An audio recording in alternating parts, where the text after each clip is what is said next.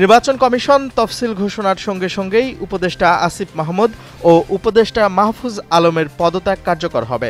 এক প্রেস ব্রিফিংয়ে একথা বলেন প্রধান উপদেষ্টার প্রেস সচিব শফিকুল আলম।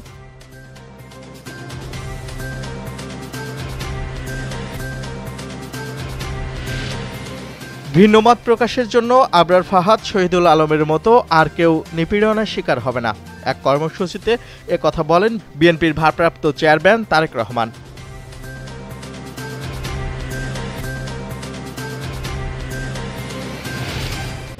এগারো গ্রেড থেকে 10ম গ্রেডে উন্নীত হচ্ছেন সরকারি প্রাথমিক বিদ্যালয়ের 65,502 প্রধান শিক্ষক।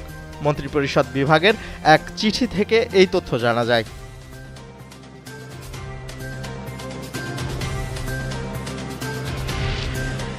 বেশ কয়েকটি দাবিতে রাজধানীর কারওয়ান বাজার মোড় অবরোধ করেছেন মোবাইল ব্যবসায়ীরা।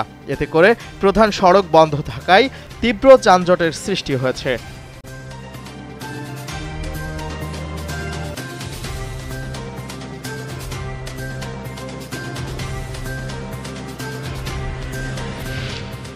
বিশ্বজুড়ে 15 বছর বা তার বেশি বয়সী 100 কোটির বেশি নারী শৈশবে যৌন সহিংসতার শিকার হয়েছেন। চিকিৎসা বিষয়ক জার্নাল দ্য ল্যান্সেট এক গবেষণায় এই তথ্য জানায়।